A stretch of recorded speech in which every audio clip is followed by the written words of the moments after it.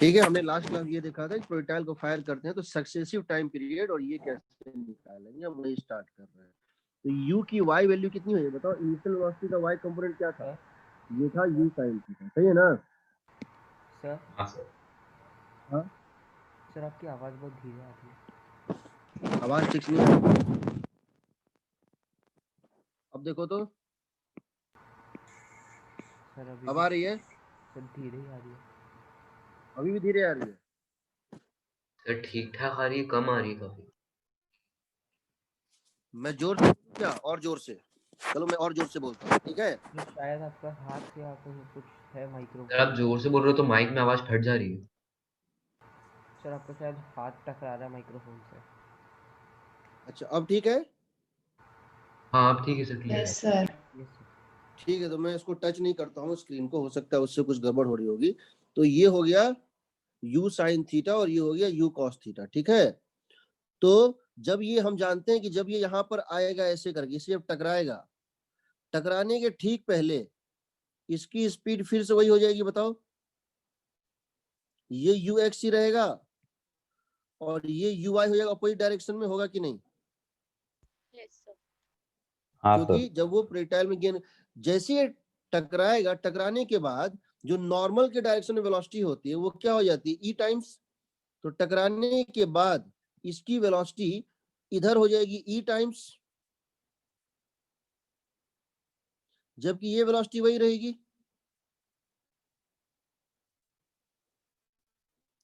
Velocity of separation होगा normal के direction में, वो इनिशियल वेलोसिटी ऑफ अप्रोच जो था नॉर्मल डायरेक्शन उसका e टाइम्स बन जाएगा, बनेगा ना?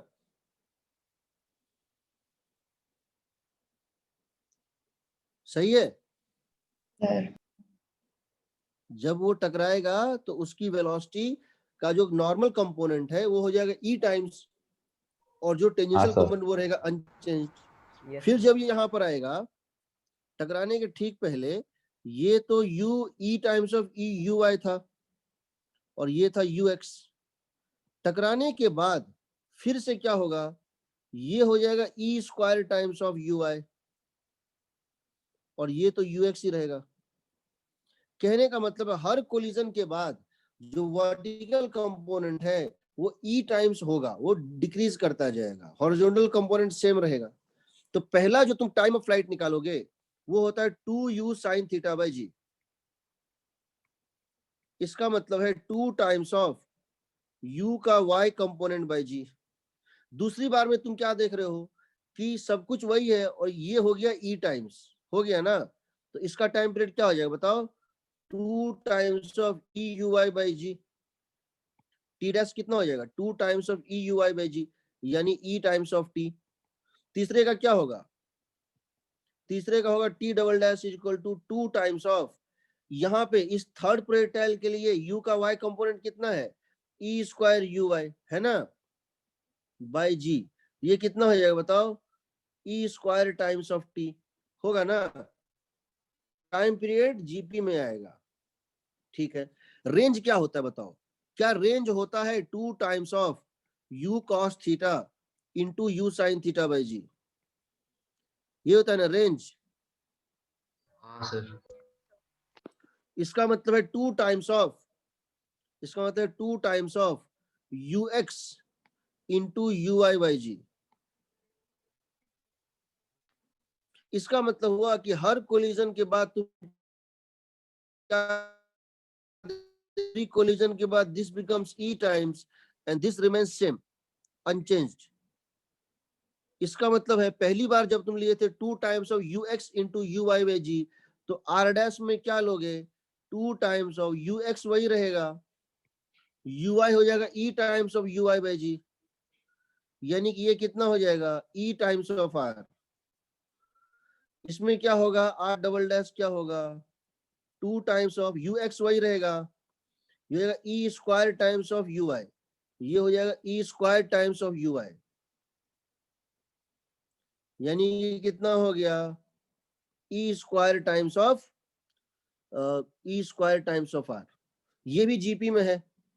अगर मैं तुमसे ये जानना चाहूं कि इनफाइनाइट कोलिजन के बाद इसकी कौन सी वेलोसिटी बच जाएगी, इसकी यूएक्स बच जाएगी, यू आई तो वैनिश हो जाएगी टकरा टकरा के, यू एक्स बच जाएगी, यानी इनफाइनाइट कोलिजन बाद इसकी स्पीड कितनी रह जाएगी, यू साइन थीटा रहेगी ना, सॉरी यू कॉस थीटा, इसकी वेलोसिटी क्या बच जाएगी, यू कॉस थीटा बच जाएगी और यू साइन थीटा वैनिश हो जाएगी, है ना,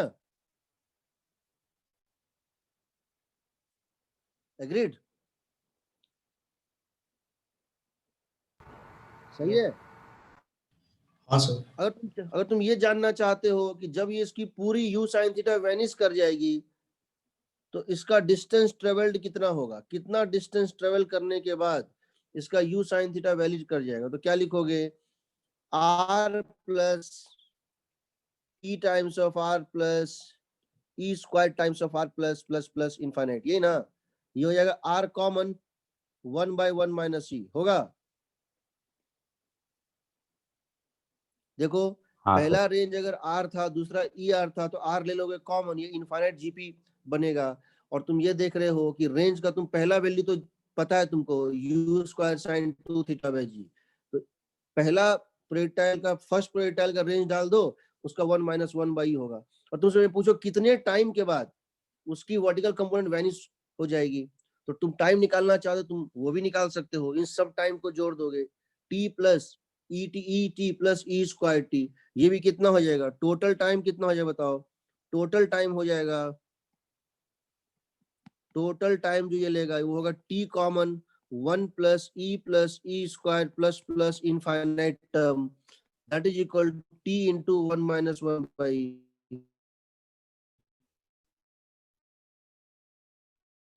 अगर तुम मैक्सिमम हाइट का फॉर्मूला क्या होता है, हमारा मैक्सिमम हाइट का फॉर्मूला था, आपको याद है, नहीं आ रही है, हैंग हो रही है बीच में, आवाज हैंग हो रही है, नहीं कोई सर, प्रॉब्लम, सर मेरी चलो भी ठीक है, जो तुम लोग सुन पाओगे ठीक है, नहीं तो वो इसमें देंगे ना, जब हम क्या बोलते हैं यूट्यूब पे, उसमें तुम लोग पता चल जाएगा। तो मैं क्या बोल रहा हूँ, मैक्सिमम हाइट जो होती है उसकी, उसका फॉर्मूला क्या होता है, मैक्सिमम हाइट का फॉर्मूला होता है you square sine square theta by 2g, यानी यू वाई का होल स्क्वायर बाई 2g। तो u हो जाएगा, यू वाई कितना हो जाएगा, e टाइम्स ऑफ, हर बार हो रहा है, तो पहली बार यू वाई था, दूसरी बार e times of U Y है, तो h डैश कितना हो जाएगा बताओ, ये e times of U Y का होल स्क्वायर बाई 2g, यानी हो जाएगा e square times of h। उसी तरह से h डबल डैश क्या हो जाएगा बताओ, e स्क्वायर यू वाई का होल स्क्वायर बाई 2g, ये हो जाएगा बताओ कितना, e to the power 4 by h। तो ये भी एक जीपी बनेगा जिसमें कॉमन रेशियो जो होगा वो कितना होगा बताओ, इसका कॉमन रेशियो जो होगा that is going to be E square, होगा ना। अच्छा, अब अगर मैं तुमसे ये जानना चाहता हूं, देखो यहाँ पे क्या हो रहा था, कोलिजन किसके साथ हो रहा था, ग्राउंड के साथ, इस केस में कोलिजन किसके साथ हो रहा था, ग्राउंड के साथ।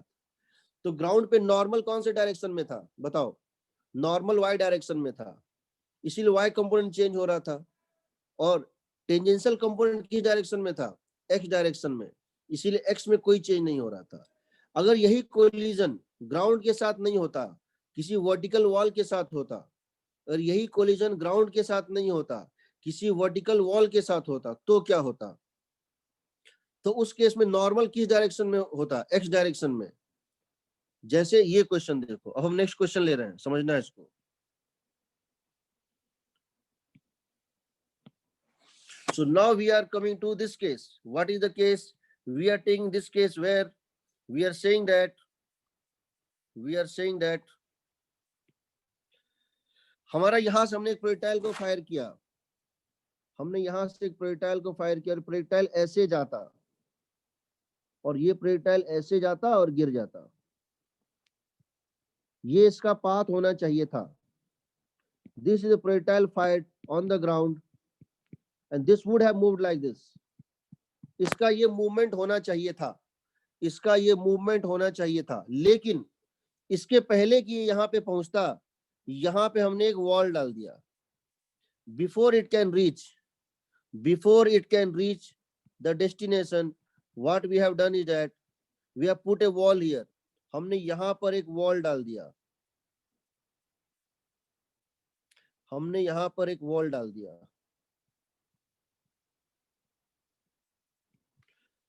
तो इसको जाना था, ये इसका एक्सपेक्टेड ट्रेजेक्टरी था। अब ये यहां से रिबाउंड करके यहां जाके गिर जाएगा, सही है ना? हाँ सर। हम ये जानना चाहते हैं, अगर ये स्मूथ वॉल है, मतलब वॉल है, अभी तो स्मूथ ही को लेना है, हम ये जानना चाहते हैं कि अगर यहां से यहां तक का टाइम, अगर ये इस पाथ पे जाता, तो अगर ये डेल्टा टी टाइम में, अगर ये डेल्टा टी टाइम में, अगर ये इस पाथ पे जाता और ड्यूरिंग दैट अगर ये डेल्टा टी टाइम में यहां पहुंच जाता, अगर ये इस एक्सपेक्टेड ट्रेजेक्टरी पे जाता, तो ये डेल्टा टी टाइम में यहां के बाद पॉइंट ओ से चला, ए पे पहुंचा, इसको बी पे पहुंचना था बट ये सी पे पहुंच गया। ए से बी तक का जो टाइम होगा वही ए से सी का टाइम होगा, चाहे ई की वैल्यू कुछ भी हो, करेक्ट या रॉन्ग, हम ये जानना चाहते हैं। फॉर एनी वैल्यू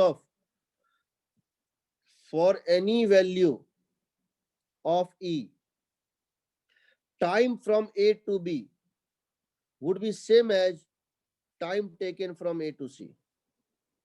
सही है गलत? सही है सर। सही। कैसे?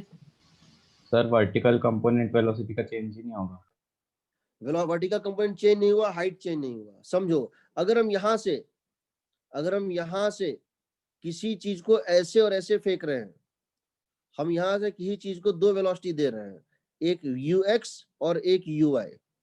इमेजिन करो, हम किसी टावर के ऊपर से किसी चीज को दो वेलोसिटी दे रहे हैं ux और uy, और टावर की हाइट h है, और हम इसको ऐसे फेंक रहे हैं, और हम इसको इस तरह से फेंक रहे हैं सच दैट इसके वेलोसिटी का दो कंपोनेंट है, ये ऐसे जाके गिर जाएगा। हम इसका अगर टाइम ऑफ फ्लाइट निकालना चाहते हैं तो तरीका क्या है, हम लिखेंगे sy इज इक्वल टू, यहां हम लिखेंगे sy is equal to uyt plus half ayt square. sy की वैल्यू है h, displacement in y direction है h, uy की वैल्यू है uy plus half gt square. तो समझो, इसको इस टाइम ऑफ फ्लाइट को कोई मतलब नहीं है x components, nothing to do with x component. The time of flight has nothing to do with time of flight has nothing to do with x component of velocity. x component सिर्फ ये बताएगा ये कितनी दूर जाके गिरेगा। x component पे ये क्या डिपेंड करेगा, रेंज डिपेंड करेगा। x component would determine the distance traveled along x direction, ये टाइम नहीं डिटरमाइन करेगा। तो समझो, जब यहां कोलिजन हुआ था तो कोलिजन के पहले इसकी दो वेलोसिटी थी, कोलिजन के पहले इसकी दो वेलोसिटी थी, एक थी u का x कंपोनेंट जो कि कंजर्व रहेगा। इनफैक्ट x कंपोनेंट तो शुरू से लेके यहां पे ये था vx, ये था ux और ये था vy। कोलिजन के पहले इसकी दो वेलोसिटी थी, एक राइट और एक डाउन। ux वही था, थ्रू आउट द मोशन वही रहता है। तो ux o से लेकर a तक u का x कंपोनेंट कंजर्व था, लेकिन u का y कंपोनेंट, वेलोसिटी का y कंपोनेंट चेंज हो रहा था। जब ये टकराएगा, टकराने के बाद u का x कंपोनेंट क्या बन जाएगा, u का जो x कंपोनेंट वो कितना बन जाएगा, e टाइम्स बन जाएगा।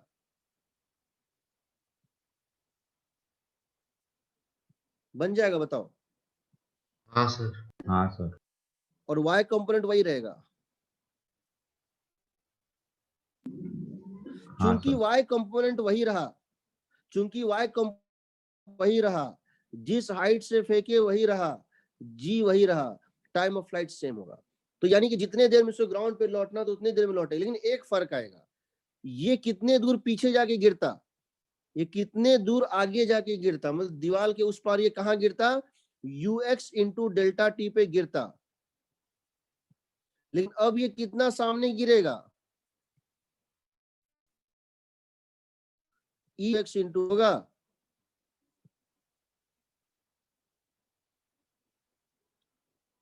ये कितना पीछे गिरता, ये किस स्पीड से, अगर ये कोलिजन नहीं होता, अगर ये कोलिजन नहीं होता तो ये किस स्पीड से गिरता, अगर ये कोलिजन नहीं होता ये किस स्पीड से चलता, यूएक्स स्पीड से चलता, एक्स डायरेक्शन में कितना टाइम चलता, डेल्टा टी टाइम चलता। लेकिन अब चूंकि कोलिजन हो गया, वो पीछे लौटा, किस स्पीड से लौटा, ई टाइम्स ऑफ यूएक्स स्पीड से लौटा, उसी टाइम डेल्टा टी पे लौटा। इसका मतलब है कि ये इसके थोड़ा नजदीक आके गिर जाएगा, गिरेगा ना। हाँ सर। इनफैक्ट अगर ई की वैल्यू 1 होगी और ई की वैल्यू 1 होगी तो ये और ये मिरर इमेज बनेगा, दीवार के और एवं सिमेट्रिकल होगा। तो याद रखना, इस पॉइंट पी से जो बी की दूरी होती, जो पीबी होती, एक्सपेक्टेड पीबी, उसके कंपैरिजन में पीसी जो है वो या तो स्मॉलर होगी या इक्वल होगी, ग्रेटर नहीं होगी। PC would be less than और इक्वल टू पीबी, होगा ना। Yes sir. Time of flight नहीं चेंज होगा, time of flight remain same, time of flight remain same. एक चीज ये समझ लो, अगर मैं तुमसे कहूं कि यहां से एक प्रोजेक्टाइल को मैंने थ्रो किया और इस प्रोजेक्टाइल की रेंज है 10 मीटर, इस प्रोजेक्टाइल की रेंज है 10 मीटर, बट इस लैंडिंग पॉइंट से 2 मीटर पहले, लैंडिंग पॉइंट से 2 मीटर पहले मैंने एक वॉल खड़ा कर दिया, लैंडिंग पॉइंट से 2 मीटर पहले मैंने एक वॉल खड़ा कर दिया जहां ई की वैल्यू है 1/2। तो बताओ, what is the distance between the point of projection and point of landing, what is the distance between point of projection O and point of landing C, OC कितना होगा बताओ। Sir 7 metre. हाँ sir 7 metre है। ये 2 metre पीछे land करता, but अब ये क्या करेगा, सिंपली क्या करना है तुमको, ई टाइम्स ऑफ 2 कर दो, ये ई टाइम्स ऑफ 2 इसके फ्रंट लैंड कर जाएगा, यानी कि ई की वैल्यू 1 दी हुई तो 1 मीटर लैंड कर जाएगा। तो समझो, इसका मतलब 7 मीटर पे यहां से यहां तक का डिस्टेंस कितना होगा, 7 मीटर होगा। एग्रीड। हाँ सर। अगला क्वेश्चन देखो,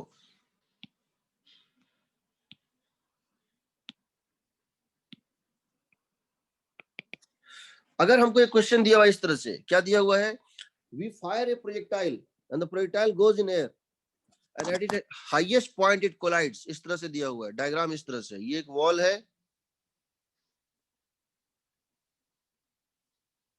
ये ग्राउंड है, you thrown a projectile from here, it goes like this, collides here, falls here, again goes like this and falls here.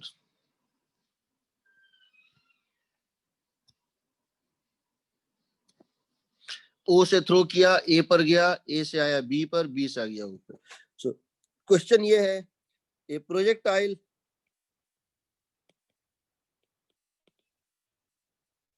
hits a wall at its highest point, यानी जब वो ए पर hit किया है वो पॉइंट कौन सा, उसका हाईएस्ट पॉइंट था, यानी उसमें उसकी वेलोसिटी क्या हो गई थी, हॉरिजॉन्टल थी। A projectile hits a wall at its highest point and after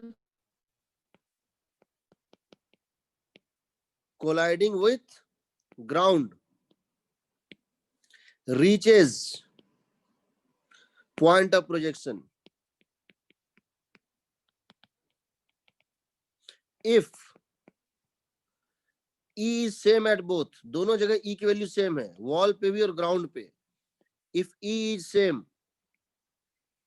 at both collision, find the E की वैल्यू क्या होगी, ठीक है, E की वैल्यू क्या होगी। तो ये इसका हाईएस्ट पॉइंट था, वो कोलाइड क्या रहा है, हम इसको सॉल्व कर रहे हैं, ठीक है। How we are going to solve it, understand. हम कहते हैं OP is equal to PB plus BO, सही है। हाँ सर। जितना आगे गया उतना पीछे आया, तभी तो पॉइंट ऑपरेशन पे पहुंच गया ना। OP sir. Is equal to P, हाँ सर 1/2 आएगा क्या आंसर? हाँ करेक्ट। नाम बताओ क्या? अर्नव। अर्नब, ठीक है। O से P गया, P से B आया, B से O आया, कैसे किया? वही जो ओ, वही जो ये जो पीबी रहेगा हम्म, वो ER/2 टाइम ER/2 रहेगा। ठीक है, तुमने इसको माना, ये डिस्टेंस को माना है। सर OP आपकी हो आवाज नहीं गया आ रही। OP हो गया R/2, एग्री। और ये हाँ पूरा सर। प्रोजेक्ट पे जाता, इसका रेंज कितना होता? R आपकी कितना? आवाज नहीं आ रही सर। क्या चीज? नहीं सर, सर कुछ आने लग गई आपकी आवाज। आवाज कट रही है। सर ठीक हो गई, ठीक हो गई। ठीक है, मैं क्या बोल रहा हूं कि अगर टोटल रेंज होता R, मान लो अगर टोटल रेंज होता R, इनिशियल प्रोजेक्टाइल का रेंज होता R, तो O से P का मतलब हो गया R/2, करेक्ट। हाँ सर। अब P से B कितना हो जाएगा? E times of R/2, agreed. हाँ सर। प्लस अब B से O कैसे निकालेंगे? E² R हो जाएगा। E²R हो जाएगा। ऐसा क्यों होगा? क्योंकि क्योंकि जब यहां कोलाइड किया, जब यहां कोलाइड किया है तो एक्स कंपोनेंट हो गया E टाइम्स, हुआ ना। जब पहला कोलिजन हुआ तो एक्स कंपोनेंट हो गया E टाइम, और जब दूसरा कोलिजन हुआ तो वाई कंपोनेंट भी हो गया E टाइम्स, यही ना। हाँ सर। तो जो सेकंड प्रोजेक्टाइल है B2O, और जो पहला प्रोजेक्टाइल था जो O से फायर किया, दोनों में क्या फर्क है? देखो यहां पर ये था UX, ये था UI, just at the time of projection. जब ये यहां पहुंचा तो इसकी VY हो गई थी 0 और VX कितनी थी? UX। जब ये यहां से हिट किया उसके बाद ये कितना हो गया? E टाइम्स ऑफ UX, और VY कितनी रही? 0। फिर जब ये यहां पर पहुंचा तो कोलिजन के ठीक पहले इसने वही वेलोसिटी गेन कर ली जो इसका UI था, सॉरी ये हो गया UX, जो ये हो गया E टाइम्स ऑफ UX, और ये हो जाएगी इसकी वेलोसिटी कितनी? UI। According to energy conservation UI हो जाएगी, जो स्पीड से गया था उसी हाइट पे लौट आया है। अब यहाँ पर जब ये कोलाइड करेगा तो कोलिजन बाद ये कितना हो जाएगा बताओ? ये तो E टाइम्स ऑफ UX ही रहेगा, ये हो जाएगा E टाइम्स ऑफ UI, सही है। हाँ सर। तो तुमको पता है रेंज क्या होता है? रेंज होता है 2 times of UX into UI/G। तो जब तुम O से P तक गए हो तो वो था इसका हाफ, इसका मतलब है UX इंटू UI/G। जब O से P जाओगे तो रेंज का हाफ था। जब तुम P से B जाओगे वो आएगा जो भी रेंज बाय 2 था उसका E टाइम्स, यानी E times of UX into UI/G। और जब तुम B से O लोगे तो वो कितना हो जाएगा? ये भी हो गया E टाइम्स, ये भी हो गया E टाइम्स, तो कितना हो जाएगा बताओ? 2 times of E times of UX E/G। ये तो एक फ्रेश प्रोजेक्टाइल है ना, तो इसका मतलब तुम अगर यहां डाल दोगे तो ये आ जाएगा, देखो E² टाइम्स ऑफ R, ये ना। BO का मतलब हो गया E² टाइम्स ऑफ R, हाँ ठीक है ना। हाँ सर। तो ये R और ये R कट गया। 1/2 is equal to E/2 plus E², यहां से आ जाएगा 2E² प्लस -1 E0। इसको अगर फैक्टराइज करोगे आएगा 2E प्लस 1, सॉरी कितना आएगा? इसको फैक्टराइज करेंगे तो आएगा 2E - 1 into E plus 1 is 0। सही है ना? हाँ सर। ई की वैल्यू नेगेटिव पॉसिबल नहीं है तो ई का वैल्यू 1 बैठेगा। ठीक है, ऐसा कर सकते हैं। तो ऐसे क्वेश्चंस होते हैं और ऐसे क्वेश्चंस हम करते हैं, वो डिफरेंट उसमें दिए हुए होते हैं। ठीक है, चलिए, कोई डाउट यहाँ?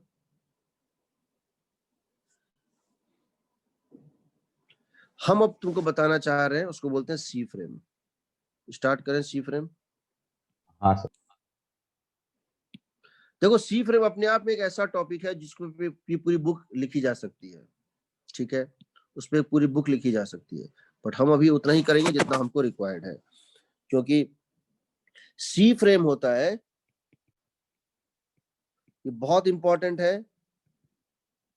इसी पे मैं तुमको पूरा रोलिंग मोशन बताऊंगा रोटेशन में, इसी पे तुम्हारा पूरा मैं प्लेनेटरी मोशन बताऊंगा, इसी पे मैं बोर्स मॉडल बताऊंगा। आज मैंने बोर्स मॉडल पढ़ाया था 12th के बैच में, और सी फ्रेम नहीं पता होने के कारण मुझे बहुत दिक्कत हुई थी पढ़ाने में। सी फ्रेम क्या होता है? देखो, it is a frame attached to, it is a frame attached to center of mass of a system।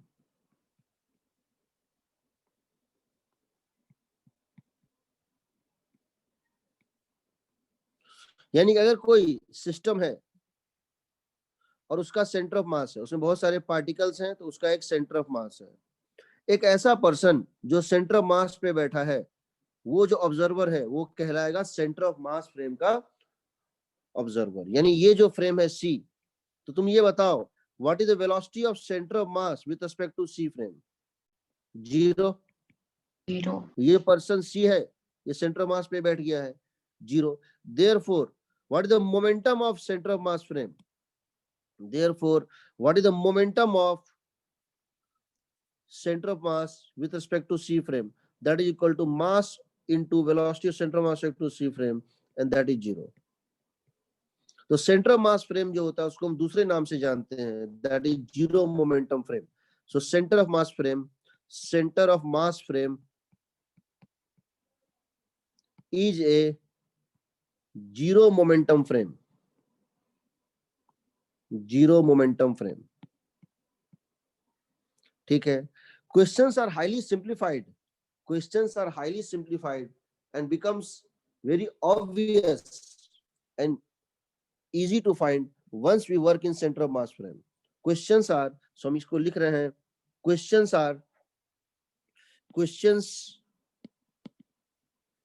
are highly simplified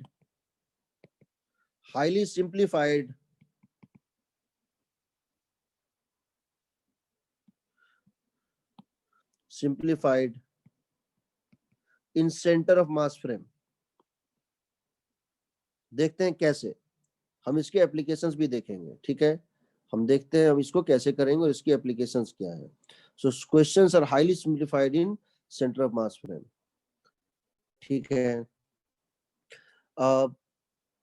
so it is always easier, it is always beneficial or easier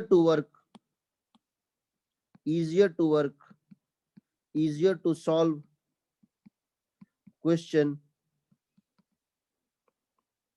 questions in center of mass frame compared to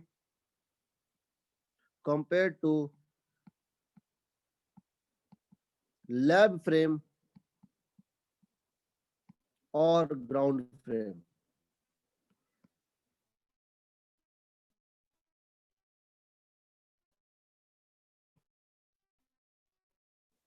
ground question.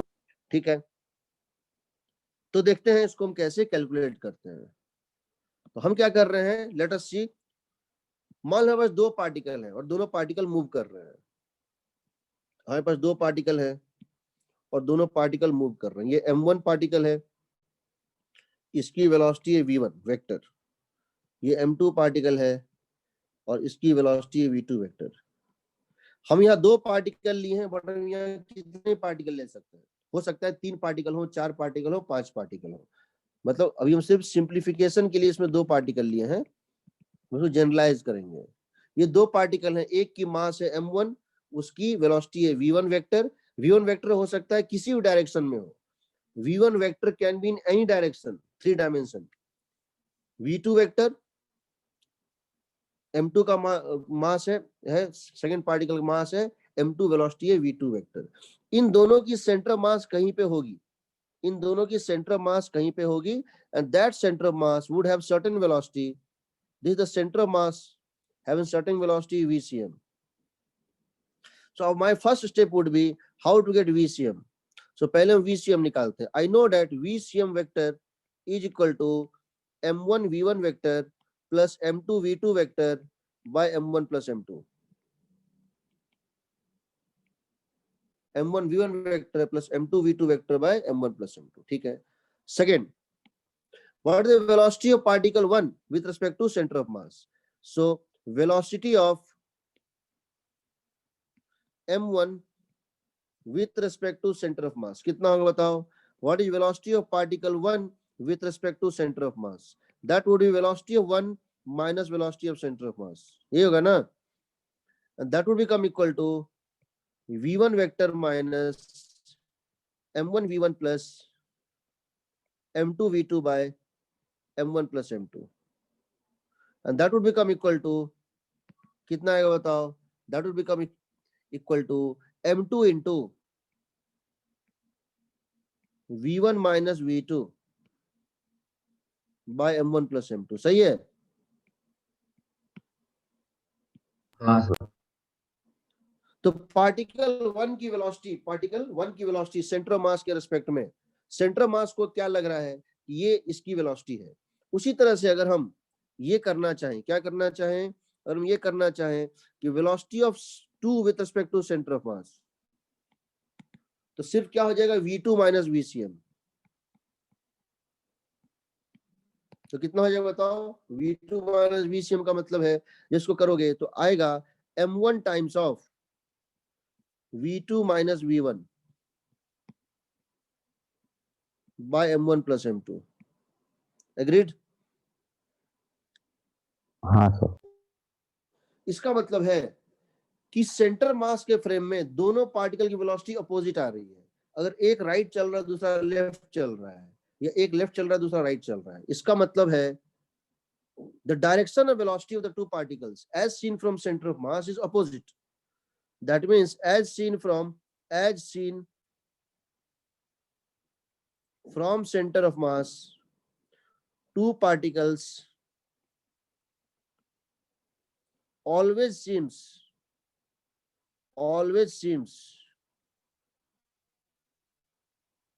moving in opposite direction. सही है? कि एक में देखो v1 vector minus v2 vector है, एक में v2 vector minus v1 vector है। ठीक है। अब जरा हम ये जानना चाहते हैं, हमको ये प्रूव करना है कि सेंटर ऑफ मास फ्रेम में दोनों की momentum, centre of mass frame में दोनों की मोमेंटम हमेशा इक्वल एंड अपोजिट होगी।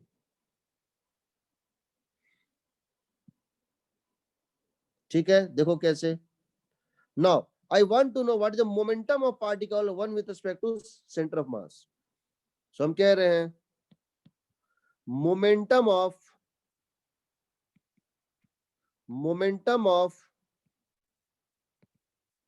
particle 1 with respect to center of mass क्या होगा? क्या ये हो जाएगा m1 into v1 with respect to center of mass? क्या ये हो जाएगा m1 m2 by m1 plus m2 into vector v1 minus vector v2 होगा? हाँ सर। उसी तरह से अगर तुम निकालना चाहो momentum of particle 2 with respect to centre of mass, momentum of particle 2 with respect to center of mass, that will be m2 into velocity of 2 with respect to center of mass, and that would become equal to m1 m2 by m1 plus m2 into v2 minus v1। तो अगर हम इसको बोल रहे हैं momentum p, तो क्या ये मोमेंटम माइनस p है? हाँ सर। इसका मतलब है कि ये जीरो मोमेंटम होगा। देयरफॉर नेट मोमेंटम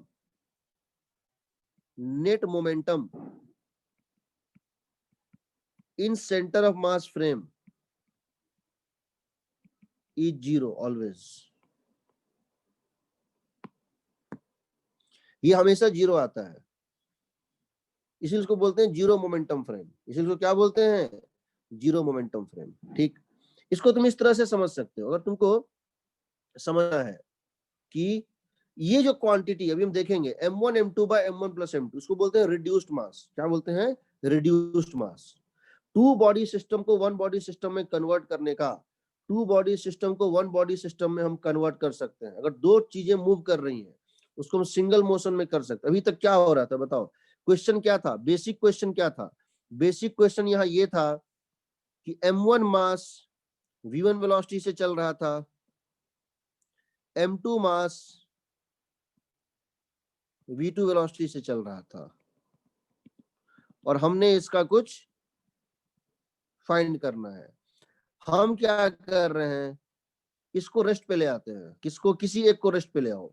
m1 को रेस्ट पे ले आओ, m2 का स्पीड क्या कर दो? m2 का स्पीड कर दो, m2 का स्पीड कर दो। इसको रेस्ट पे लाए हो, m2 का स्पीड कर दो, v2 माइनस। इसको कैसे रेस्ट पे लाए बताओ? तुम m1 को रेस्ट पे कैसे लाए? m1 को रेस्ट पे लाने के लिए तुमने क्या किया कि यहाँ पर एक माइनस v1 को सुपर इम्पोज किया। तुमने यहाँ माइनस v1 को सुपर इम्पोज किया। ये रेस्ट पे कैसे आएगा? ये रेस्ट पे कैसे आएगा? माइनस v1 को करेंगे सुपर इम्पोज। तुमने इसको इम्पोज कर दिया तो ये रेस्ट पे आ गया। वही चेंज यहाँ भी कर दो। इसकी वेलोसिटी कितनी है बताओ? v2 माइनस v1 हो जाएगी। हाँ सर। जो चेंज पहले जिस मास को रोके हो, उसको रोकने के लिए जिस वेक्टर को सुपर इम्पोज करना पड़ा, वही दूसरे पे भी कर दो। और इसका मास को बदल दो। इसको मास को क्या कर दो? सॉरी, इसकी मास को कर दो, इसको रेस्ट पे ले आओ, और इसकी मास बना दो m1 m2 by m1 plus m2। तुम्हारा आंसर सेम आएगा। अभी मैं बताऊंगा कैसे आएगा। ये तो स्टार्ट हुआ है, ठीक है। नाउ हम जानते हैं कि किसी वेक्टर क्वांटिटी हम रिलेटिव मोशन लगा सकते हैं। हम किसी वेक्टर क्वांटिटी में रिलेटिव मोशन लगा सकते हैं, बट स्केलर क्वांटिटी हम रिलेटिव मोशन नहीं लगा सकते हैं। नहीं लगा सकते हैं ना? नहीं सर। लेकिन सेंटर मास एक ऐसा स्पेशल पॉइंट है जहां पर आप एनर्जी एक स्केलर क्वांटिटी को लगा सकते हैं। देखते हैं कैसे। तो हम क्या कह रहे हैं, अब समझो। सर इसमें मास 1 क्या करना है? मास 1 इनफाइनाइट।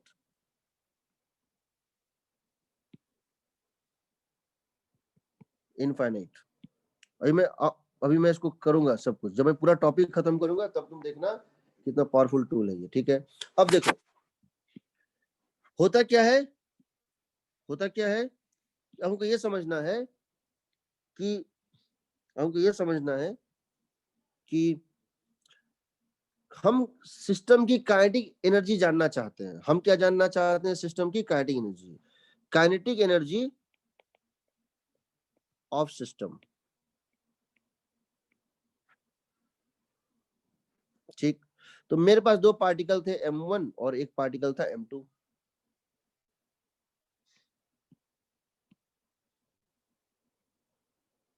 इसकी वेलोसिटी थी v1 वेक्टर, इसकी वेलोसिटी थी v2 वेक्टर। हमने क्या किया? हम लिख रहे हैं, और इसकी सेंटर ऑफ मास कहीं पर थी जिसकी भी कुछ वेलोसिटी है। इसकी कुछ वेलोसिटी यहाँ पर भी है, इसकी सेंटर ऑफ मास की भी कुछ वेलोसिटी है यहाँ पर।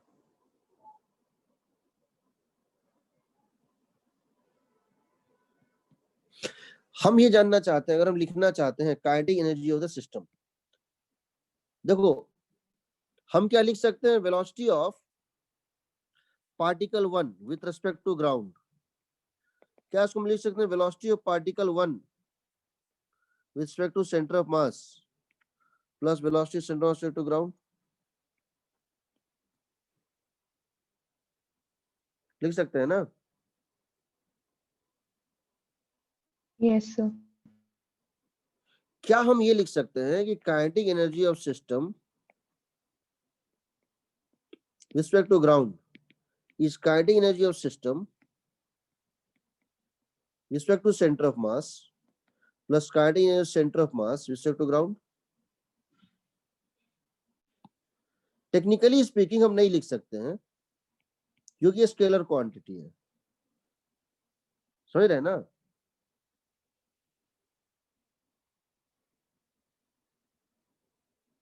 क्योंकि स्केलर क्वांटिटी में रिलेटिव मोशन नहीं लगता है। इनफैक्ट यहाँ पे अगर हम सेंटर ऑफ मास की जगह कोई और पार्टिकल दे देते, कोई पॉइंट पी दे देते जो नॉन सेंटर ऑफ मास है, तो भी क्या ये एप्लीकेबल था? Velocity of particle with respect to ground, velocity particle with respect to point P plus velocity of point with respect to ground, valid था ना? Yes sir. हाँ सर। बट यहाँ पर ये सिर्फ सेंटर ऑफ मास में वैलिड हो जाता है। कैसे हो जाता है वो देखो। हम क्या कह रहे हैं? हम कह रहे हैं लेट अस सपोज हम निकालना चाहते हैं kinetic energy of the system respect to ground, kinetic energy system respect to ground. हम लिख सकते हैं इसको summation of half M I V I respect to ground का होल स्क्वायर, हाँ लिख सर। सकते हैं। तो इस स्क्वायर को हम लिख देते हैं v डॉट v, है ना? Kinetic energy ground is half M I V I square, और वी आई स्क्वायर को क्या लिख सकते हैं? V I dot V I, यही ना? हाँ सर। अब इसको हम लिख सकते हैं summation of half M I V I with respect to centre of mass plus center of mass respect to ground dot V I with respect to centre of mass plus center of mass respect to ground. होगा ना? हाँ sir. इसको जब तुम expand करोगे तो आएगा summation of half M I V I with respect to centre of mass का होल स्क्वायर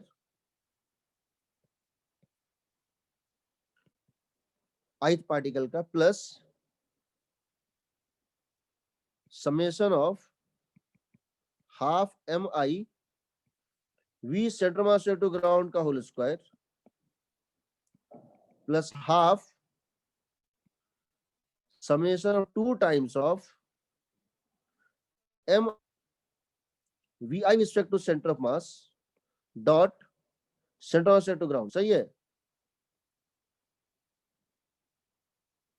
हाँ सर। अब जरा एक चीज देखो, क्या ये टर्म जीरो है? क्या ये टर्म जीरो है?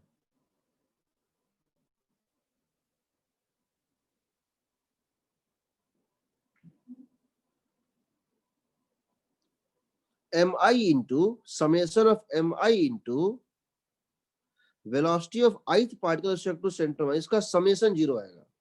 हाँ सर, 0 आएगा। क्यों आएगा जीरो?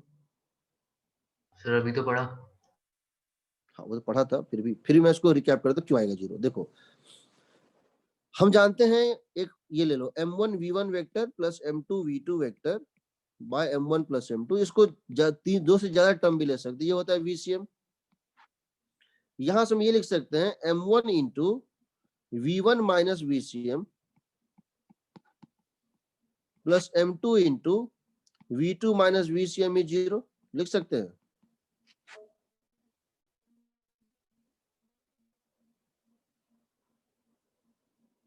है ना? Yes sir. ये क्या है? ये m1 into velocity of first particle respect to centre of mass plus m2 into v2 of second particle respect to centre of mass is zero. इसके अलावा किसी पॉइंट के लिए वैलिड नहीं है, बट सेंटर ऑफ मास की वेलोसिटी के लिए वैलिड है, तो ये हो जाएगा जीरो, ये टर्म वैनिश हो जाएगा। जैसे ये टर्म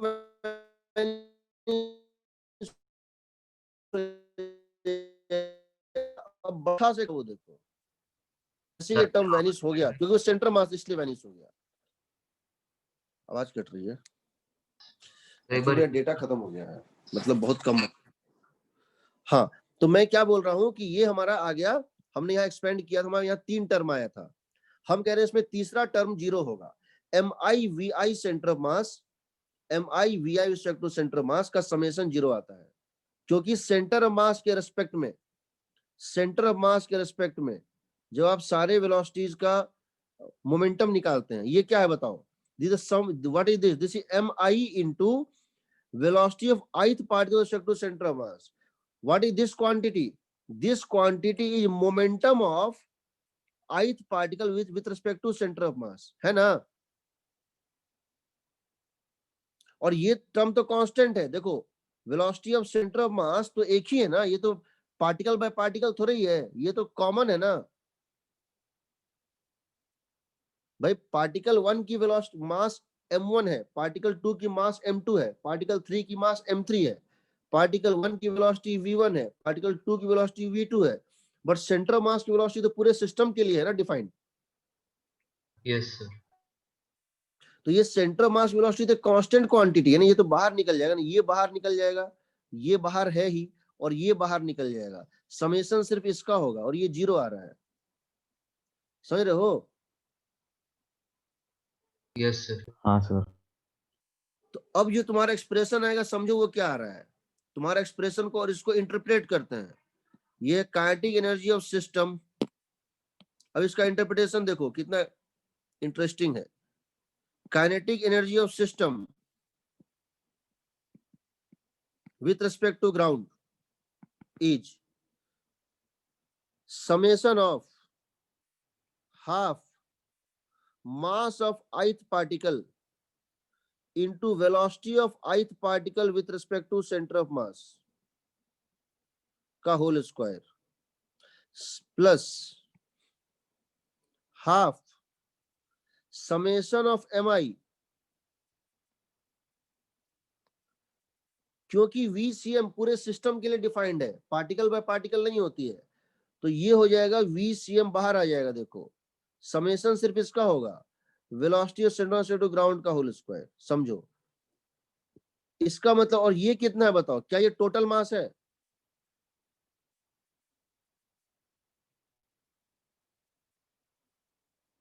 हाँ सर। तो इसका मतलब क्या हुआ समझो, ये जो है, ये जो पूरा तुमको टर्म दिख रहा है, ये है काइनेटिक एनर्जी ऑफ सिस्टम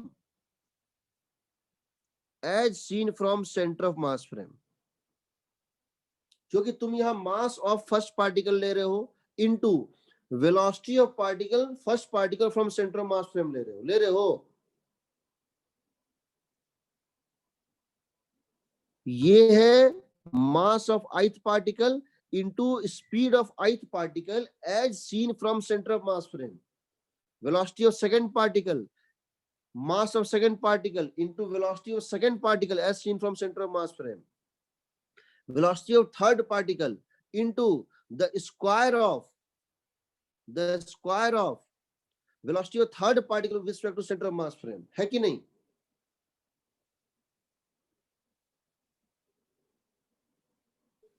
हाँ सर। और ये जो है तुम्हारा, ये हाफ इंटू टोटल मास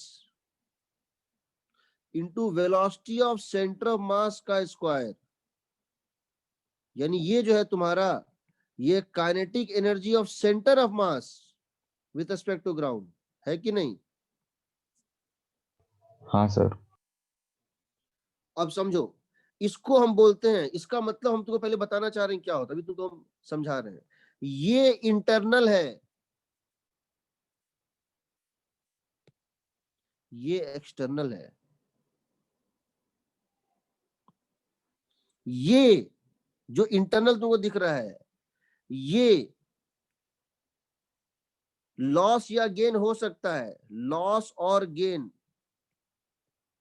पॉसिबल, ये कांट बी लॉस्ट और गेन्ड, वे एक्सप्लेन कर रहे हैं क्या इसका मतलब है। ये change, this can only, this can be changed, this is, this can be changed, this can be changed by internal force, it can only be changed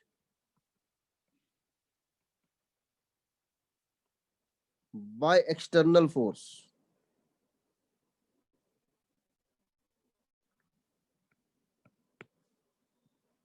देखो, तुमने पढ़ा है गैस, तुमने गैस केमिस्ट्री में एक चैप्टर पढ़ा होगा, आइडियल गैस इक्वेशन पढ़ा है। Yes sir. Yes, sir. Ideal gas equation कहता है, आइडियल गैस इक्वेशन कहता है कि जो टेम्परेचर होता है केल्विन स्केल में, वो क्या होता है, temperature in kelvin is directly proportional to average kinetic energy of the gaseous molecules, होता है। हाँ सर। पढ़ा होगा। हाँ सर पढ़ा है। चलो, तो ये बताओ, मेरे पास एक चैम्बर है, उसमें गैस है भरा हुआ,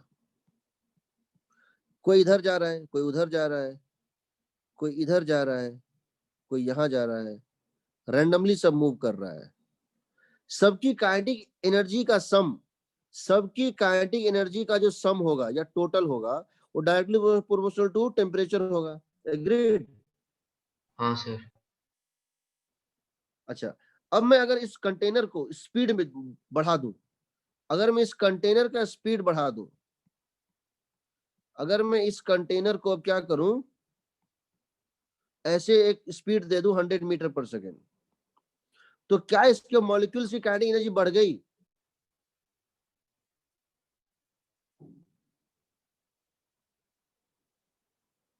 क्या इसके हर मॉलिक्यूल की स्पीड बढ़ गई? हाँ sir, with respect to ground तो बढ़ गई। बढ़ गई ना। हाँ बट सर। क्या इसकी टेम्परेचर बढ़ गई? नहीं सर, नहीं बढ़ी।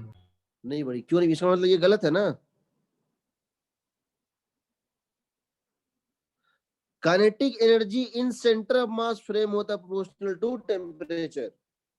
समझो, ये जो रैंडम वेलोसिटी तुमको दिख रहा है ना, v1 vector, v2 vector, v3 vector, इसका एवरेज वैल्यू क्या आएगा बताओ? एवरेज वेलोसिटी क्या आता है? सर वो अंडर रूट ए 8 RT बाय ऐसा कुछ रहता है ना। एवरेज वेलोसिटी क्या होता है? अंडर रूट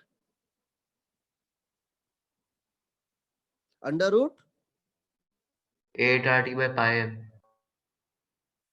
यही फर्क है केमिस्ट्री और फिजिक्स में। एवरेज वेलोसिटी 0 आता है।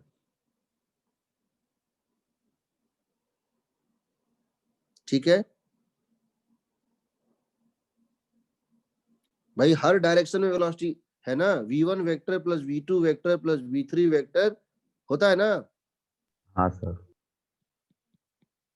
सारे वेक्टर का सम करके उसको n से डिवाइड करोगे, इनफाइनाइट नंबर ऑफ मॉलिक्यूल 0 आएगा। एवरेज वेलोसिटी 0 होता है, यानी इसकी सेंटर ऑफ मास रेस्ट पे है। अगर लिखोगे m1 v1 vector plus m2 v2 vector plus m3 v3 vector, vector scalar नहीं, इसकी सेंटर ऑफ मास रेस्ट पे है ना। हाँ हाँ सर।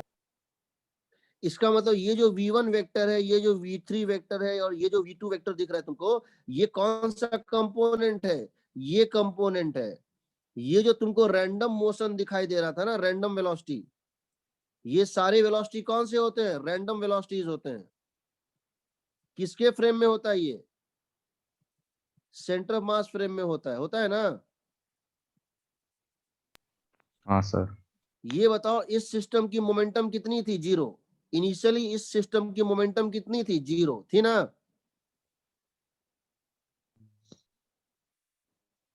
हाँ सर। अभी इसकी मोमेंटम 0 नहीं है, अभी भी इसकी momentum centre of mass frame में 0 है। समझो, सेंटर ऑफ मास में बैठ के देखोगे तो वही दिखेगा, क्योंकि सेंटर ऑफ मास किस स्पीड से चल रहा है? 100 मीटर पर सेकेंड से। तो यहाँ दो मोशन है।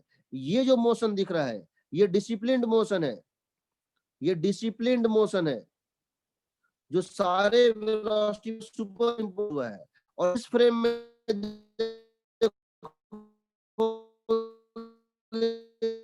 ये क्या दिख, सेंटर फ्रेम में क्या दिखेगा, रैंडम मोशन के कारण जो काइनेटिक एनर्जी होता है सेंटर मास फ्रेम में वो टेम्परेचर कहलाता है, वो इंटरनल होता है। और जो डिसिप्लिन्ड मोशन का होता है वो काइनेटिक एनर्जी कहलाता है। ये एक्सटर्नल एनर्जी है और ये इंटरनल एनर्जी है। अभी बता रहा हूं कैसे होगा। तो पहले ये समझ लो कि तुम, हालांकि तुम इसको नहीं लिख सकते हो जनरली, लेकिन तुम सेंटर मास फ्रेम में काम कर सकते हो। सेंटर मास बहुत स्पेशल फ्रेम है, वैसे नहीं इसको पढ़ाया जाता है, वैसे इसको नहीं पढ़ाया जाता, कुछ काम होता तभी पढ़ाया जाता है। याद रखना, kinetic energy of system with respect to ground, इसको तुम दो तरह से लिख सकते हो। इसको तुम लिख सकते हो summation of half M I V I with respect to ground का स्क्वायर, ये भी लिख सकते हो। ये तो इसका स्ट्रेट फॉरवर्ड मेथड हो गया। या तुम इसको ये भी कर सकते हो, kinetic energy of system with respect to ground को लिख सकते हो kinetic energy of system with respect to centre of mass plus kinetic energy of centre of mass with respect to ground. अब ये जो सेंटर मास टू ग्राउंड होती है ये सिंपली होती है half into total mass, half into total mass into velocity of centre mass to ground का whole square. Half into total mass into velocity of centre mass to, इसको ये जो है एक्सटर्नल होता है। और ये जो होता है ये होता है half into summation of half into M I into V I with respect to centre of mass का होल स्क्वायर। इसकी जो ये वो वेलोसिटी होता है जिसका जिसका summation of M I V I जो होता है वो 0 आता है, जबकि यहां पर ये वेलोसिटी 0, ये होता है रैंडम वेलोसिटी। अब समझो इस बात को कि तुम्हारा जो है, जिस तरह से अगर तुम्हारा ऐसे करके गैस चैम्बर है, इस गैस चैम्बर की बात करो तो सेंटर ऑफ मास के रेस्पेक्ट में जो ये वेलोसिटी कोई इधर था, सेंटर ऑफ मास के रेस्पेक्ट में एक वेलोसिटी इधर था, एक वेलोसिटी इधर था, एक वेलोसिटी इधर था, एक इधर था, एक इधर था, एक इधर था, एक इधर था, ये सारे किसके रेस्पेक्ट में है? ये है velocity of ith particle with respect to centre of mass. इनका एवरेज वैल्यू क्या होगा? 0 होगा। इसके कारण जो एनर्जी है इसको हम बोलते हैं टेम्परेचर। क्या बोलते हैं? टेम्परेचर। इसको बाहर से कोई मतलब नहीं है, बाहर में तुम क्या स्पीड इसको चला रहे हो उससे इसको कोई मतलब नहीं है। 100 से चलाओ या 200 से चलाओ। और ये जो है ये हो गया VCM, पूरे सिस्टम की VCM। लेकिन VCM पे बैठ जाओ तो ये रेस्ट पे होता है। चलो अभी इस पे हम आ रहे हैं। अब जो मैं कहना चाहता हूं उसको तुम समझो। ये सेंटर ऑफ मास की वेलोसिटी है ना, सेंटर मास की वेलोसिटी कौन बदलता है? बताओ, सेंटर मास की वेलोसिटी कौन बदलेगा? Velocity of centre of mass, velocity of center of mass can be changed only by external force। मानते हो? हाँ सर। इंटरनल फोर्स इसको बदल सकता है। Internal force cannot change it, internal force cannot change it. जबकि ये जो तुमको दिख रहा है, this can B change by internal force, it would be change by internal force, not by external force. It is changed by internal force.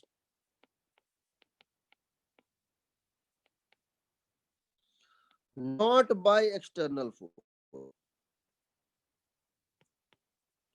now before I come to, तो हम क्या करते हैं, हमारा मेथड क्या होता है समझो। हम सबसे पहले किसी सिस्टम के सेंटर मास की वेलोसिटी निकाल लेते हैं। फिर हम सेंटर ऑफ मास में चले जाते हैं, अभी उसको लेंगे हम इलस्ट्रेशन में, अभी इसको हम इलस्ट्रेट करेंगे। इसकी अगर 2 पार्टिकल सिस्टम है तो इसका एक बड़ा सिंपल सा फॉर्मूला आता है, kinetic energy of system with respect to centre of mass. अगर 2 पार्टिकल सिस्टम में अगर हम निकालना चाहते हैं तो कैसे निकालेंगे?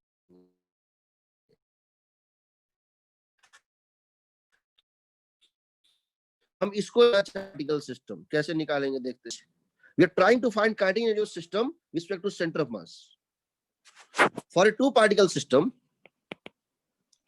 for a 2 particle system or 2 block system, उसके बाद हम इलस्ट्रेशन पे आ रहे हैं। अभी तो बहुत कुछ लग रहा होगा क्या हो रहा है, लेकिन अभी तुरंत क्लियर हो जाएगा। हम जानना चाहते हैं kinetic energy of system with respect to centre of mass कैसे निकालेंगे। तो क्या लिखेंगे, half m1 v1 respect to centre of mass का whole square plus half m2 v2 respect to centre of mass का होल स्क्वायर, ये ना, agreed?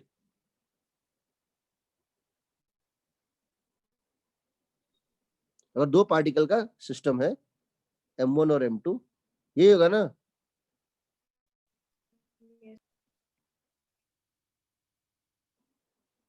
अब ये बताओ, अभी हम कुछ देर पहले निकाले थे 2 पार्टिकल सिस्टम के लिए, हमने यहाँ पे निकाला था mass of first particle respect to centre of mass. Velocity of first particle center of mass क्या था बताओ? Velocity of first particle with respect to centre of mass क्या आया था? m2 times of v1 minus v2, यही ना?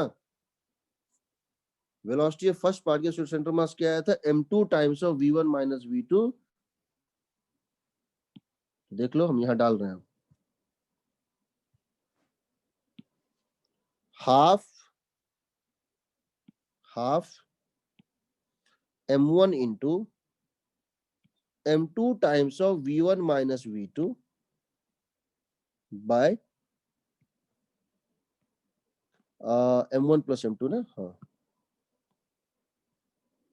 m1 plus m2 whole square plus half times of m2 into ये हो जाता है m1 times of v2 minus v1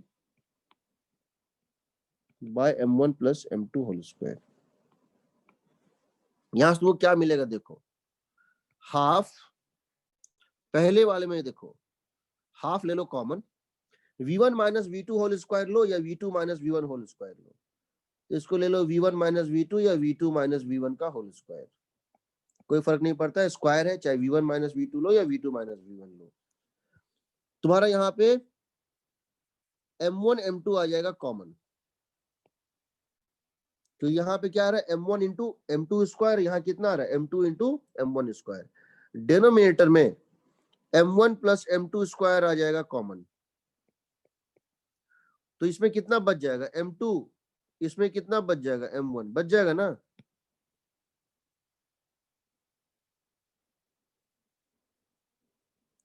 agreed?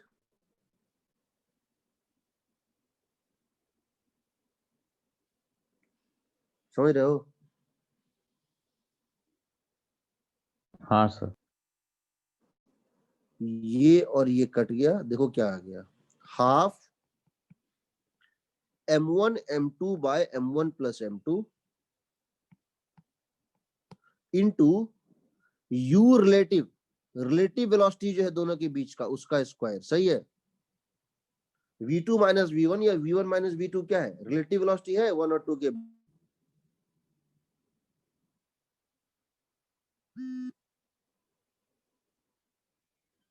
ठीक है? हाँ सर। अब देखो, अब मैं आ रहा हूं, मान लो तो 2 बॉडी सिस्टम के लिए kinetic energy of system in center of mass frame होता है, kinetic energy of system with respect to centre of mass होता है half m1 m2 by m1 plus m2 into u relative, इसको बोलते हैं reduced मास। ठीक है, अब मैं एक क्वेश्चन ले रहा हूं, यानी कि अगर तुम 2 पार्टिकल सिस्टम की बात करो तो तुम्हारा टोटल काइनेटिक एनर्जी क्या होगा बताओ? 2 पार्टिकल सिस्टम की बात करो, स्पेशल केस, वैसे तो होता है half mi vi respect to centre of mass का होल स्क्वायर समेशन। अगर तुम टू पार्टिकल सिस्टम की बात करो तो लिख सकते हो kinetic energy of system with respect to ground is half into m1 m2 by m1 plus m2 into u relative का स्क्वायर। ये क्या है जी? ये है kinetic energy of system with respect to center of mass, है ना, plus half total mass into v center mass to ground का स्क्वायर। सही है। अब एक क्वेश्चन लेते हैं समझने के लिए, क्योंकि हम बहुत थ्योरी बता रहे हैं, इसलिए हो सकता है तुमको लग रहा हो ऐसा कैसे है। हम एक क्वेश्चन ले रहे हैं इस टाइप से। हम क्या कर रहे हैं कि दो ब्लॉक ले रहे हैं,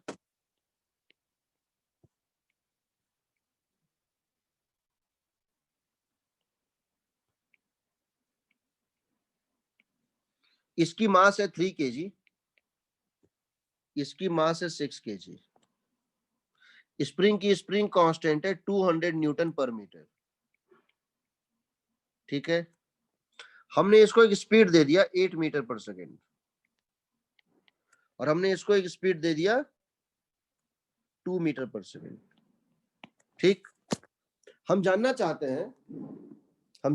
हैं फ्रिक्शनलेस है कि स्प्रिंग की मैक्सिमम कंप्रेशन कितनी होगी। Find maximum compression. नहीं आ रही आवाज? Find maximum compression of the spring. ठीक, कैसे बनाएंगे?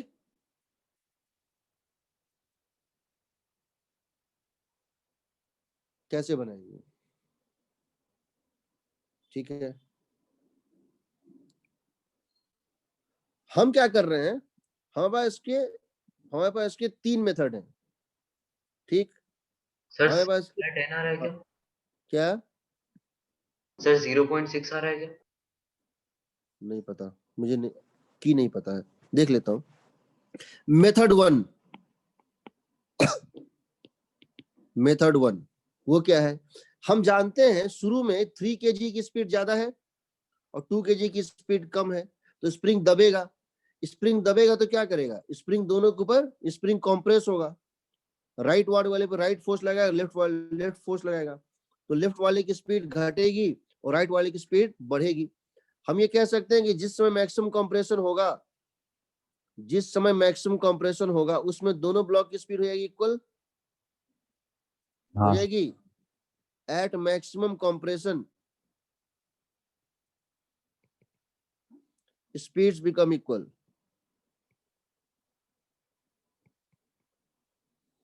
यानी इसकी स्पीड हो गई v, इसकी स्पीड हो गई v। तो लेट अस फाइंड v।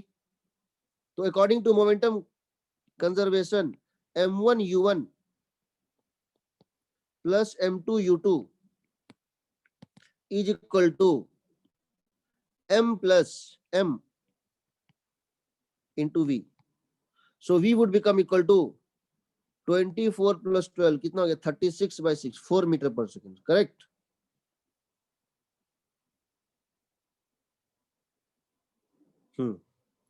अब क्या लिख दोगे? एनर्जी कंजर्वेशन लगाओगे। नाउ यू राइट, ये था मोमेंटम कंजर्वेशन, ये था मोमेंटम कंजर्वेशन। अब लिख दो एनर्जी कंजर्वेशन। ठीक है, तो क्या लिखोगे? Half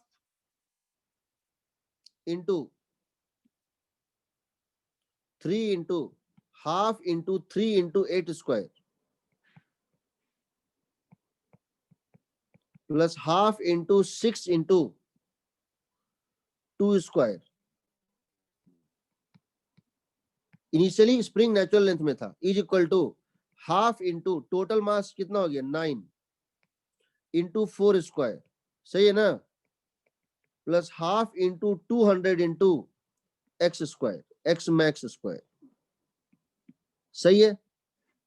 if you solve it what we are going to get, सब में से हाफ कैंसिल कर दो, ये हो गया 64 into 3, 64 into 3 कितना होता है? 12 का 2 बाकी 1, 192 plus 36 into 4, 36 into 4, 144 is equal to 16 into 9, 16 into 9, 144 ना? सही है ना? नो सॉरी, ये गलत कर दिए, ये गलत हो गया। 4 into 6, 24 plus 200 into x max square. सही है? What we are going to get? Tell me.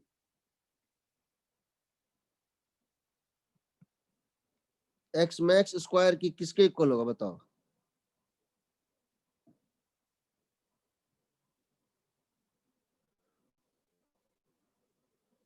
One 72 by 200 सही है?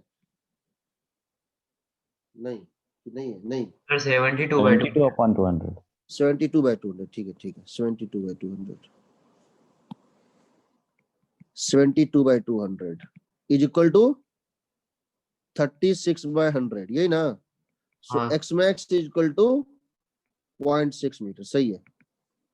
0.6 नहीं 60 सेंटीमीटर होगा। अब हम आ रहे मेथड 2 पे। Now I am coming to method 2. Method 2 हम क्या कर रहे हैं? इन method 2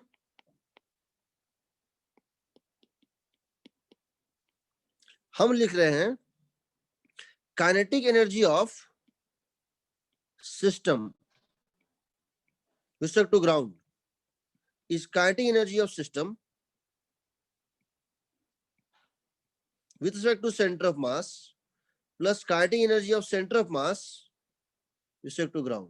Now this quantity would be conserved. ये कभी खत्म नहीं होगा, याद रखना।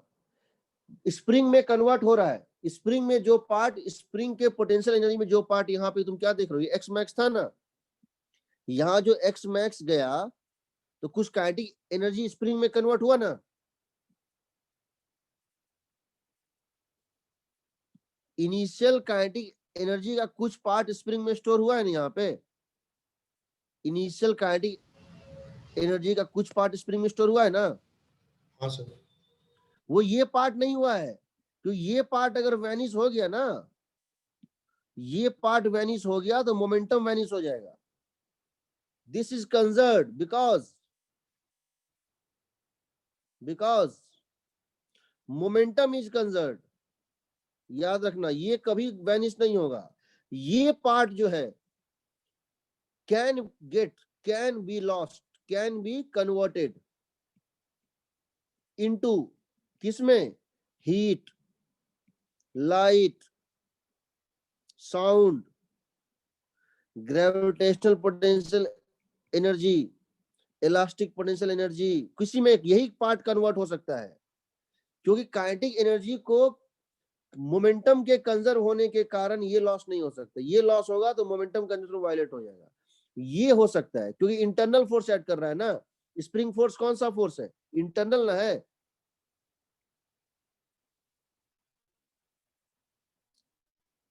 है कि नहीं? हाँ सर, हाँ सर।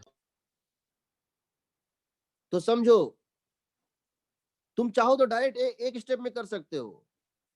इसको लॉस करा दो। This part is lost, is converted into elastic potential energy, यानी सीधे half into m1 m2 by m1 plus m2 into initial relative velocity का square. This is converted into half K X max square. एक step में डाल दो, कितना आएगा बताओ? हाफ, कौन कौन सा मास था? 3 और 6, 3 इंटू 6 बाय 3 प्लस 6 कितना होता है? 2. सर 2. क्या क्या दिया था दोनों का स्पीड? 8 और 2 सेम डायरेक्शन में है ना। 8 और 2 सेम डायरेक्शन में है तो रिलेटिव कितना हो गया? 6। 8 और 2 अपोजिट होता तो रिलेटिव कितना होता? 10 होता ना। हाँ सर, फिर 10 हो जाता। हाँ सर. यहाँ डाल दो 6 का स्क्वायर, 8 माइनस 2 का whole square is equal to half 200 into x max square. एक स्टेप में आएगा, देखो हाफ से हाफ कट गया, 2 times of 6 square is equal to 200x square.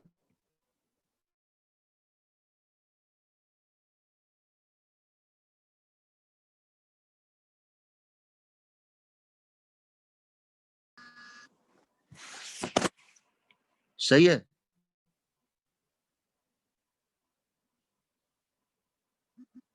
Sir hello? तो भी सोच सकते हैं रिलेटिव का कि दोनों की वेलोसिटी माइनस कर दो और एक का मास m1 m2 by m1 plus m2 रख दो। वही तो किए यहाँ।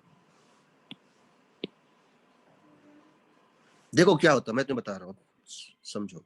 अब थर्ड मेथड, थर्ड लगा रहे हैं। थर्ड मेथड क्या है? मेथड 3।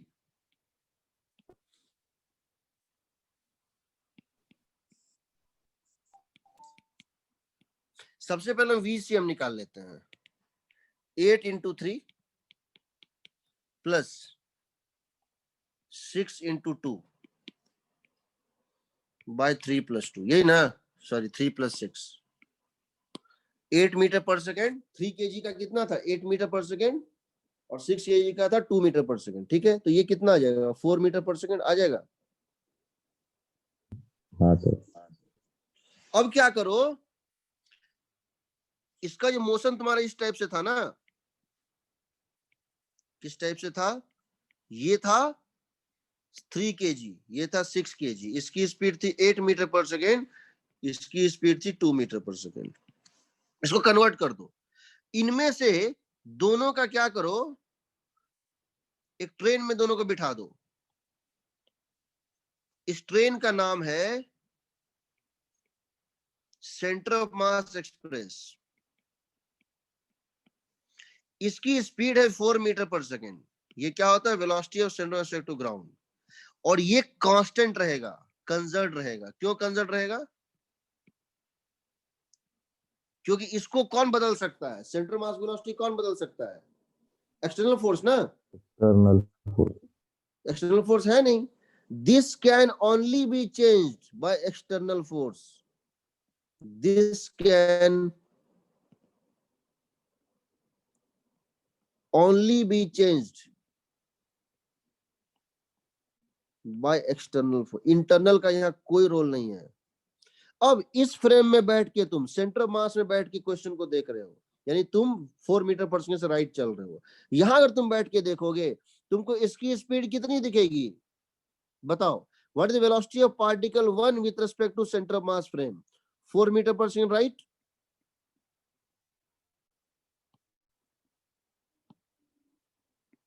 बताओ। अगर तुम खुद 4 मीटर पर सेकंड से राइट चल रहे हो, तुम अगर सेंटर ऑफ मास पे बैठे हुए हो, तुम्हारी स्पीड 4 मीटर पर सेकंड है, तो तुम्हारे रिस्पेक्ट में 8 मीटर पर सेकंड की स्पीड क्या है? 4 है। Yes sir.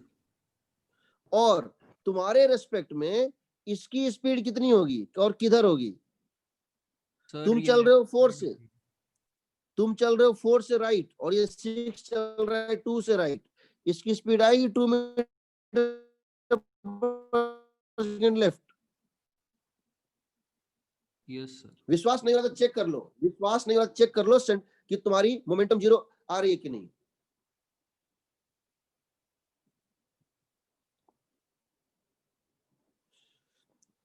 तुम्हारी वेलोसिटी है 4 मीटर पर सेकेंड, तुम्हारी वेलोसिटी है 4 मीटर पर सेकेंड। तुम्हारी तो पार्टिकल 1 की वेलोसिटी तुम्हारे रेस्पेक्ट में कितनी होगी? 4 मीटर पर सेकेंड, राइट होगी। और तुम्हारे रेस्पेक्ट में इस 6 kg की स्पीड क्या होगी? 2 मीटर पर सेकेंड लेफ्ट, क्योंकि तुम ज्यादा तेज चल रहे हो। तुम देख सकते हो तुम्हारे रेस्पेक्ट में इसका मोमेंटम और इसका मोमेंटम इक्वल एंड अपोजिट है, जीरो हो रहा है, आ रहा है। Yes sir. अब समझो, जब ये स्प्रिंग सबसे ज्यादा दबेगा, तो ये जो एनर्जी है 1/2 into 3 into 4 square plus 1/2 into 6 into 2 square, ये क्या है? पूरा कन्वर्ट हो जाएगा। जब स्प्रिंग अपने मैक्सिमम कंप्रेशन पे होगा, तो सेंटर ऑफ मास फ्रेम में जो तुमको काइनेटिक एनर्जी दिख रहा था, वो वैनिश हो जाएगा, सेंटर ऑफ मास का वैनिश नहीं होगा। यानी कि 1/2 into 3 into 4 स्क्वायर, ये क्या है? Kinetic energy of particle 3 kg with respect to centre of mass plus half into 6 into 2 square, ये क्या है? Kinetic energy of block 2 with respect to centre of mass. This is converted into heat और light और something. ये vanish हो सकता है. This can be reconverted, this can be lost. समझ रहे हो ना? Kinetic energy of system with respect to center of mass is not conserved throughout the process, but kinetic energy of center of mass is always, ये हमेशा conserve रहेगा. इसको क्या कर दोगे? Half K X max square कर दोगे.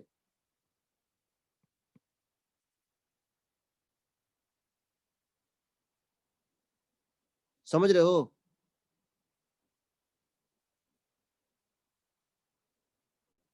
हाँ sir. Are you getting my? अब मैं नेक्स्ट क्वेश्चन लूंगा, मैं तो बताऊंगा कोलिजन.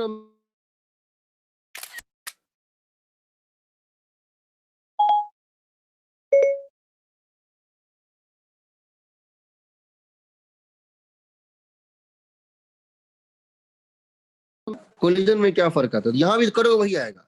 तुम समझो इस बात को. अब मैं तुमको ये बता रहा हूं कोलिजन में क्या होता है. देखो, मान लो दो बॉल आए, मैंने कोलिजन में बताया तुमको, दो बॉल आए और उनके बीच में कुछ हुआ, कुछ नहीं हुआ. हमने, ये एक बॉल आया और ये दूसरा बॉल आया, ठीक. ये बॉल आया और ये बॉल जा रहा था. मान लो इसकी स्पीड है u1, इसकी स्पीड है u2. कोलिजन के पहले इसकी स्पीड है u1, इसकी स्पीड है u2. तो अगर हम इसकी काइनेटिक एनर्जी लिखते हैं तो क्या आएगा? Kinetic energy of the system with respect to ground कितना आएगा बताओ? क्या इसको लिख सकते हैं? Half reduced mass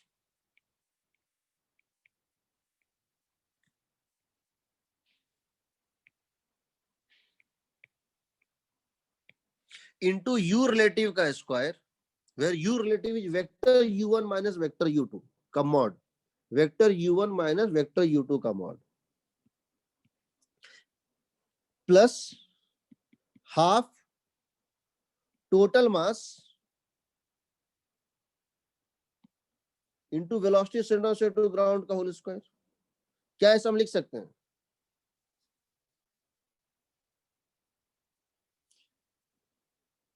This is the kinetic energy of system with respect to what? Center of mass. And this is the kinetic energy of center of mass to ground. लिख सकते हैं.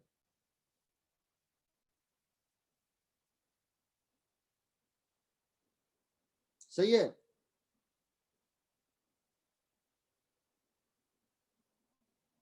सही है जी? हाँ सर. अब बताओ, ये इनिशियल था जब कोलिजन हो रहा था. मैंने तुमको बताया था कोलिजन का प्रोसेस. एक समय वेलोसिटी इक्वल हो जाती है. जब वेलोसिटी इक्वल होती है तो ये पूरा का पूरा लॉस हो जाता है. जब कोलिजन में यहां एक लगाया था ना स्प्रिंग,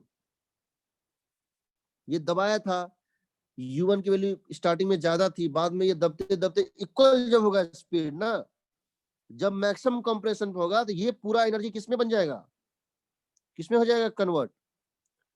स्प्रिंग पोटेंशियल एनर्जी में. बट ये रहेगा बचा हुआ. उसके बाद फिर ये रिट्रीव बैक होगा. पहले ये पार्ट वैनिश होगा, फिर ये पार्ट रीगेन होगा. ये part throughout the process conserve रहेगा. तो क्या हम लिख सकते हैं kinetic energy of the system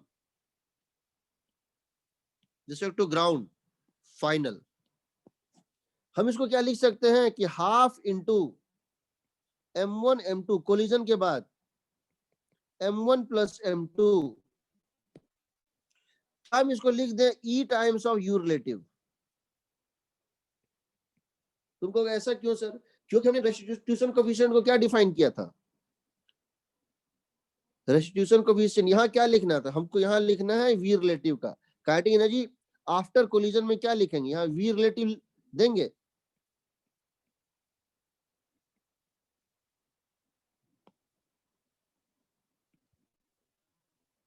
सही है।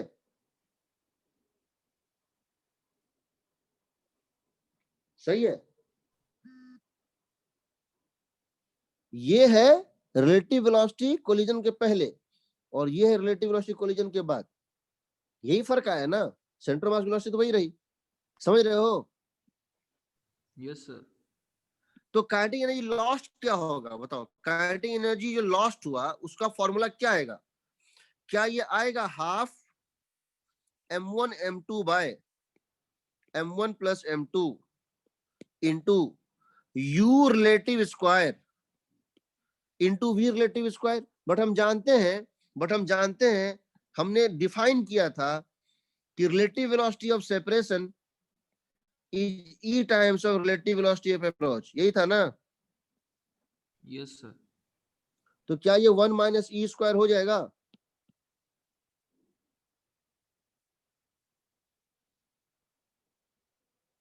तो समझ लो काइनेटिक एनर्जी लॉस्ट का ये फॉर्मूला आ गया।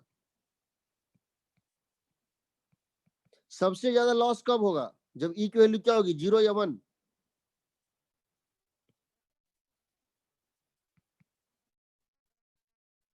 जीरो।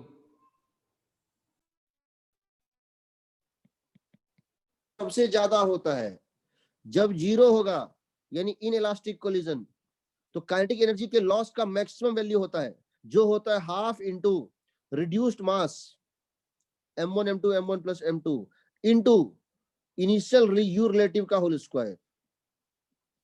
और जब ई की वैल्यू 1 होती है काइनेटिक एनर्जी लॉस का वैल्यू 0 होता है ना। Yes sir. तुमसे पूछेगा कि अगर काइनेटिक एनर्जी का लॉस्ट का वैल्यू मैक्सिमम का 75% है तो ई की वैल्यू कितनी है। अगर काइनेटिक एनर्जी लॉस्ट का वैल्यू, इफ डेल्टा के lost in A collision is 75% of maximum value, E is equal to what, तो क्या करोगे, ये है K max, ये मैक्सिमम लॉस है ना पॉसिबल,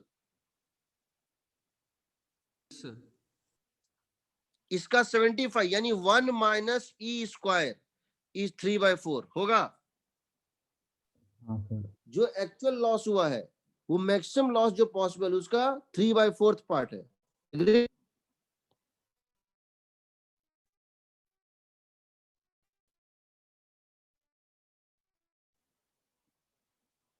या ये कर सकते हो कि ई की वैल्यू डाल दो 0 तो मैक्सिमम आएगा, ई की वैल्यू डाल दो ई आएगा कुछ, दोनों का रेशियो 3/4 है, ई कितना आ जाएगा 1/2 आ जाएगा। Yes sir. ठीक है, इसको मैं इसके अब मैं अभी तक मैं इसका थ्योरी बताया, अब मैं इसके एप्लीकेशन बताऊंगा।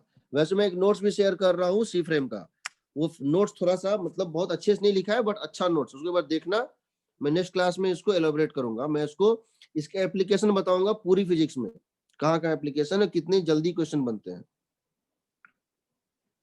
ठीक है,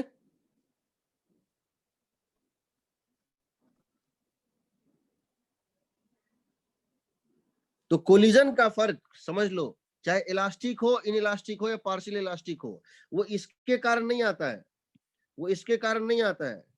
कोलिजन और कोलिजन का फर्क इसके कारण आता है, यू रिलेटिव कितनी टाइम्स हो गया। अगर यू रिलेटिव जो पहले था वो 1 से मल्टीप्लाई हो गया, समझ रहे हो, अगर v relative is equal to u relative है और v relative is equal to u relative है तो टोटल काइनेटिक ये हो जाएगा कंजर्व कि नहीं होगा।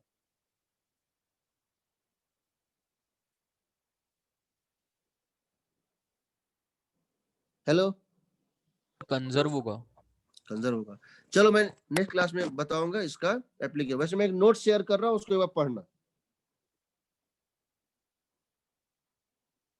ठीक है। Yes sir. Yes, sir. चलो Thank थैंक यू चलो sir. you, sir. Thank you.